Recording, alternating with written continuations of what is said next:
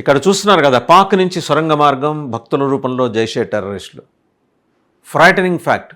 కొంచెం ఆందోళన చెందాల్సినవి, మరికొంత భయపడాల్సిన అంశం ఇక్కడ ఉంది. ఎందుకంటే ఇప్పుడు మనం చూస్తున్నది టెనోట్ మాతా మందిర్ అంటారు. ఇది రాజస్థాన్ జైసల్మేర్ దగ్గర ఉంది. బార్డర్ రాజస్థాన్కి భారత్ పాకిస్తాన్ బార్డరు జైసల్మేర్కి దగ్గరలో ఉంటుంది. ఒక రకంగా థార్ ఎడారి ఆ ఇసుక చూస్తే ఆ ఎండ సూర్యకిరణాలు పడి మెలమెల గోల్డ్ మాదిరి బంగారంలాగా మెరిసిపోతూ ఉండే ఇసుకని మనం అక్కడ చూడొచ్చు. కరెక్ట్గా భారత్ పాకిస్తాన్ సరిహద్దుల్లో భారత్ వైపు జైసల్మేర్కి దగ్గరలో ఉన్న ఈ టెనోట్ మాతా మందిర్. టెనోట్ మాతా అంటే బెలుచిస్తాన్లో ఉన్న లింగాచి మాతకి రీఇన్కార్నేషన్. ఆమె యొక్క శక్తి స్వరూపమే ఇక్కడ మళ్ళీ ఆవిడ మేనిఫెస్ట్ అయింది, తనంతట తానుగా అంటే స్వయంభూగా వెలిసిందని నమ్మకం. ఈ ఆలయాన్ని 828 సంవత్సరంలో AD 828లో అప్పటి భటి రాజ్పుట్ కింగ్ తనూరావు నిర్మించారు. స్వయంగా వెలిసిన మాత టెనోట్ మాత అని అంటుంటారు. లింగాచి మాతకు మరొక అవతారం, ఆవిడ రీఇన్కార్నేషన్ అంటారు. ఈ ఆలయానికి ఒక ప్రత్యేకత ఉంది. ఆ ప్రత్యేకత చెప్పుకొని ప్రస్తుతం ఉన్న పరిస్థితి గురించి మాట్లాడుకుందాం. ఇది 1965-71 ఈ 2 సార్లు కూడా పాకిస్తాన్ హెవీ బాంబింగ్ ఇక్కడ చేసింది. ఈ చుట్టుపక్కల ప్రాంతాల్లో లోంగేవాలా అనే పోస్ట్ ఉంది. ఆ పోస్ట్ దగ్గర బాంబింగ్ చేసిన చెక్కు చెదరలేదు. ఆలయం ఎలా ఉందో ఇప్పుడు మనం చూస్తున్నప్పుడు ఎలా ఉందో అప్పుడు కూడా అలాగే ఉండిపోయింది. అంటే ఇది అమ్మవారి శక్తి, ఇది శక్తి స్వరూపిణి కాబట్టి తనను తాను ప్రొటెక్ట్ చేసుకోవటమే కాకుండా చుట్టుపక్కల ప్రాంతాల్లో కూడా ఎలాంటి హాని కలగకుండా చూసింది అని చెప్పి అమ్మవారిని కొలుస్తారు. అక్కడ టెంపుల్లో ఒక సంప్రదాయం ఉంది. హ్యాండ్ కర్చీఫ్ కడతారు. వెళ్ళి అక్కడ హ్యాండ్ కర్చీఫ్ కట్టి అంటే మొక్కుకోవటం, ఒక్కో చోట ఒక్కో రకంగా ఉంటుంది మొక్కుకోవటం అనేది. కొందరు నిమ్మకాయలు కడతారు. ఇక్కడ హ్యాండ్ కర్చీఫ్ కట్టి అమ్మని కోరుకుంటే మనసులోని కోరికలు తీరుతాయని ఒక బలమైన నమ్మకం. ఇక్కడ పాకిస్తాన్ ఆర్మీ లోంగేవాలా పోస్ట్ని ఈ టెంపుల్కి దగ్గరలో ఉంటుంది, అటాక్ చేసింది. But the Indian army defeated them with the blessings of Mata Tanot అని వాళ్ళు చాలా బలంగా నమ్ముతారు. సాయుధ బలగాలకి అమ్మవారు శక్తి స్వరూపిణిగా వాళ్ళు కొలుస్తుంటారు. ఇప్పటికీ BSF బార్డర్ సెక్యూరిటీ ఫోర్స్ కంప్లీట్గా ఈ ఆలయాన్ని మెయింటైన్ చేస్తుంటుంది.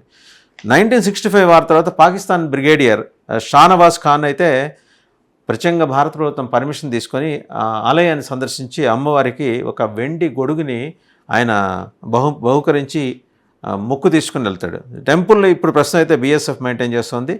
అండ్ ఈమెకి ఇంకొక పేరు కూడా, శక్తి స్వరూపిణి అయిన టెనోట్ మాతాకి ఇంకొక పేరు ఏంటంటే goddess of soldiers and Vaishno Devi of Thar ఎడారిలో వైష్ణోదేవి టెంపుల్ లాగా అమ్మవారిని వైష్ణోదేవిగా పూజిస్తారు. అలాగే ఈ టెంపుల్లో ఉన్న అమ్మవారు గాడెస్ ఆఫ్ సోల్జర్స్, సైనికులందరికీ కూడా ఆవిడ దేవత. There is a tradition of tying a handkerchief, ఇందాకే చెప్పుకున్నాం, where devotees pray for the fulfillment of their wishes. During Navratri the temple host 2 fairs which are visited by a large number of devotees. మనం కరెక్ట్గా ఇక్కడే మాట్లాడుకోవాలి. నవరాత్రి సందర్భంగా 2 సందర్భాల్లో జాతర జరుగుతుంది. మనకి తిరుమల వెంకన్నకి బ్రహ్మోత్సవాలు ఏ రకంగా 2 సార్లు జరుగుతాయో ఇక్కడ ఈ అమ్మవారికి కూడా, టెనోట్ మాత అమ్మవారికి కూడా 2 సందర్భాల్లో జాతర. దాన్ని ఆ స్థానికంగా వాళ్ళు ఏ పేరుతో పిలిచినా ఫెయిర్స్ అంటారు. అలాగే ఇంకోటి ఏంటంటే మేళా అంటారు. అక్కడ జాతర అయితే జరుగుతుంది 2 సందర్భాల్లో, చాలా ఎక్కువ సంఖ్యలో. ఇది ఈ ఆలయానికి సంబంధించిన చరిత్ర. ఇవాళే ఎందుకు దీని గురించి మాట్లాడుకోవాలి అంటే ఖచ్చితంగా దీనికి సంబంధించి చరిత్ర తెలుసుకున్నాం. 65-71 వార్స్లో ఏం చేయలేకపోయింది పాకిస్తాన్. పక్కనే ఉన్న లోంగేవాలా పోస్ట్ మీద నేరుగా బాంబింగ్స్ చేయించినప్పటికీ ఆలయం చెక్కుచెదరలేదు. అండ్ ఈ ఆలయం నుంచి కరెక్ట్గా పాకిస్తాన్ బార్డర్లో ఒక ఏరియా ఉంది. ఆ ప్రాంతాన్ని బౌలియాన్ వాలా బార్డర్ అంటారు. అక్కడికి అది దాటి, అంటే నేరుగా వెళ్తే బై రోడ్ వెళ్తే థార్ ఎడారి వెళ్ళాలి, అక్కడికి చేరుకోవచ్చు. ఆ బార్డర్ దగ్గర ఒక పైలాన్ ఉంటుంది, ఆ పైలాన్ కూడా చూడొచ్చు. కానీ అటు నుంచి ఇటు రావటం కోసం ఒక సొరంగ మార్గం ఉంది. ఇప్పుడు అదే ఇక్కడ మనం ఈ టెంపుల్కి ఆనుకొని ఉన్న ఒక ఏరియాకి కనెక్ట్ అయి ఉంటుంది. భక్తులు చాలామంది అక్కడి నుంచి ఇటు వస్తుంటారట అమ్మవారిని దర్శించుకోవడానికి. నాట్ ఓన్లీ జాతరల సందర్భంగా మాత్రమే కాదు, విడిగా కూడా అక్కడి నుంచి భక్తులు వస్తుంటారు. కానీ ఇప్పుడు భక్తుల రూపంలో జైషే టెర్రరిస్టులు ఇటు ఎంటర్ అయ్యే ప్రమాదం ఉందని నిఘా వర్గాలకి సమాచారం ఉంది. ఎలా అంటే ఇది ఇప్పుడే మాట్లాడుకున్నాం బవ్లియాన్ వాలా బార్డర్. బవ్లియాన్ అనేది చాలా ఆ పోస్ట్ చూసినా కూడా ఆ ఇమేజెస్ కూడా మనం పక్కన విండోలో చూడొచ్చు. బవ్లియాన్ బార్డర్ ఇమేజెస్ చాలా ఆకర్షణీయంగా ఉంటుంది. ప్లెయిన్గా మొత్తం ఎడారి, కేవలం వెళ్ళే వెహికల్స్ దారిలో ఏమైనా ఒంటెలు కనిపిస్తే చూడటమే కానీ విడిగా అంటూ అక్కడ పచ్చదనం అంటూ ఏం ఉండదు, కంప్లీట్ ఎడారి. బట్ ఎలా వస్తారు అక్కడి నుంచి? జైషే టెర్రరిస్టులు ప్లాన్ చేసుకున్నారనే సమాచారం ఎలా ఉంది? మనం ఓ పక్క 9 క్యాంపులు కూల్చేసాం, డిస్మాంటిల్ చేసాం. మనం ఓ పక్క 9 క్యాంపులు డిస్మాంటిల్ చేసాం. చేసిన తర్వాత కూడా జైషే మొహమ్మద్ అలాగే లష్కర్ ఈ తోయిబా టెర్రరిస్టులు వాళ్ళు మార్గాలు ఎత్తుక్కుంటున్నారు. ఎక్కువ జైషే టెర్రరిస్టులకి ఈ ప్రాంతంతో యాక్సెస్ ఎక్కువ ఉన్నట్టుగా సమాచారం.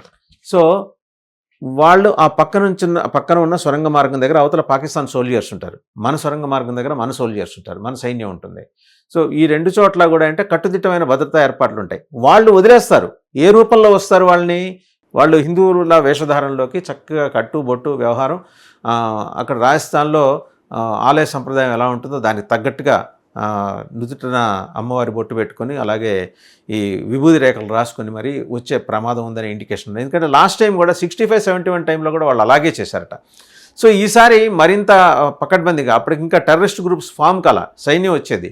ఇప్పుడు అలా కాదు, టెర్రరిస్టులే నేరుగా వచ్చే ప్రమాదం ఉంది. ప్రత్యేకించి జైష్ ఏ మొహమ్మద్ టెర్రరిస్టులు వచ్చే ప్రమాదం ఉందనే ఇండికేషన్. ఆ 10 కిలోమీటర్ల సొరంగ మార్గం కంప్లీట్గా మీకు గాలి వెలుతురు కూడా ఎలాంటి ఇబ్బంది ఉండదు, ధారాళంగా ఉంటుంది. ముందర వెలుతురు మాట కొంచెం తక్కువ ఉన్నప్పటికీ ఆ సొరంగంలో గాలికైతే ధారాళమైన గాలి ఉంటుంది. 10 కిలోమీటర్లు నడిచి రావడం పెద్ద కష్టమేమి కాదు. అందువల్ల పాకిస్తాన్ సైన్యం అక్కడి నుంచి దగ్గర ఉండి మరి ఇటువైపు పంపిస్తున్నారని చెప్పి, ఇన్ఫ్యాక్ట్ ఈ కాల్పుల విరమణ తర్వాత మళ్ళీ నిన్న ఓపెన్ చేశారు ఆ టెంపుల్ని, భక్తుల దర్శనార్థం ఓపెన్ చేశారు.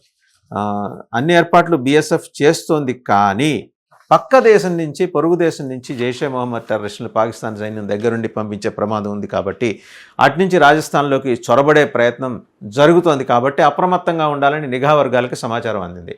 ఈ సమాచారం అందించింది ఎవరు?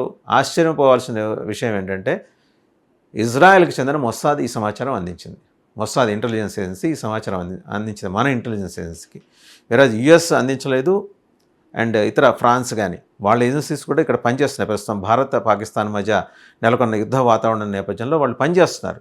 కానీ ఇప్పుడు ఆ 10 కిలోమీటర్ల సొరంగ మార్గంలో ఎన్ని వంపులు ఉన్నాయో కూడా చాలా కరెక్ట్గా మరి మొస్సాద్ వాళ్ళ శాటిలైట్ ఇమేజెస్ ద్వారా వాళ్ళు సేకరించారు, వాళ్ళు క్యాప్చర్ చేశారు కూడా.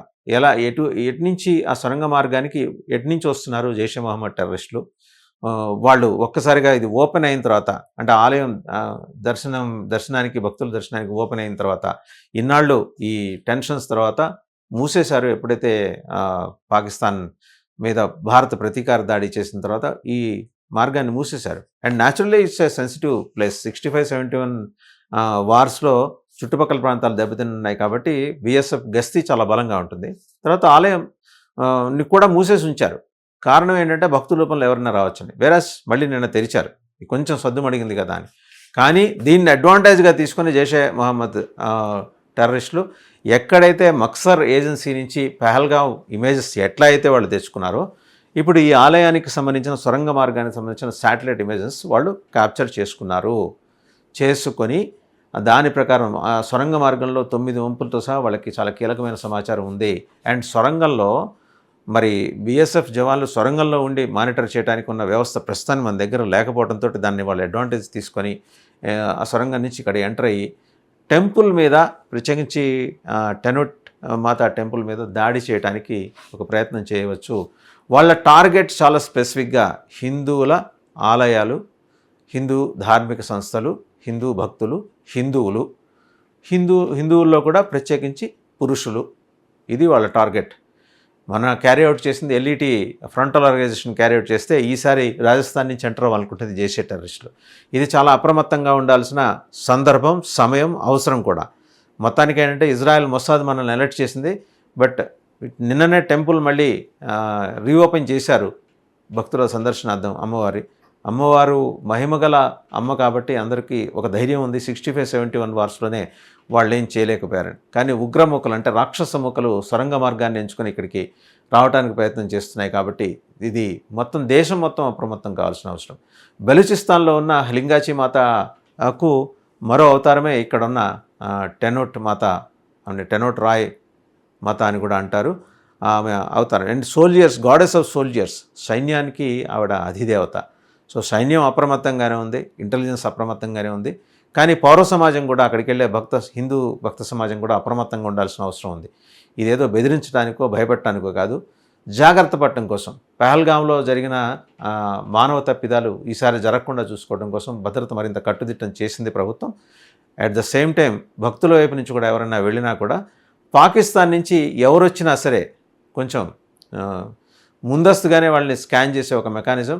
అసలు ఆ సొరంగ మార్గం నుంచి పాకిస్తాన్ ఎలో చేయకుండా ఉంటే మంచిది, కానీ వాళ్ళు ఎలో చేస్తున్నారు. వాంటెడ్గా they are sending Jaishe terrorist in the guise of Hindu devotees. ఇది చాలా జాగ్రత్తగా ఉండాల్సిన సందర్భం. రాజస్థాన్లో భయోత్పాతం సృష్టించడానికి కలకత్తాలో ఆల్రెడీ బంగ్లాదేశ్ టెర్రరిస్ట్ మూకల్ని దింపారు. ఇటు వచ్చి రాజస్థాన్లో ఇలా దింపుతున్నది. పాకిస్తాన్ ఏంటంటే ఎప్పుడు కూడా ప్రాక్సీ వారే చేస్తుంది, పరోక్ష యుద్ధమే చేస్తుంది, దాడి చేయడం, పారిపోవటం.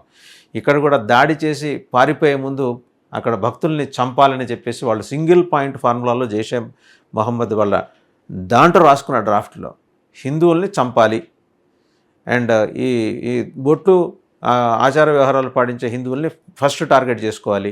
అలాగే కపుల్స్ వస్తే, జంటలు వస్తే వాళ్ళలో మగాళ్ళని చంపాలి. ఇలా రకరకాల రాసుకున్నారు. అందులో భాగంగా ఇక్కడికి కూడా వచ్చే ప్రమాదం ఉంది. కాబట్టి రాజస్థాన్ ప్రభుత్వం ఇప్పటికే జాగ్రత్తలు తీసుకుంది అండ్ గవర్నమెంట్ ఆఫ్ ఇండియా కూడా నిఘా సంస్థల నుంచి సమాచారం తెప్పించుకున్న దాని మీద సరైన భద్రతా ఏర్పాట్లే చేసింది.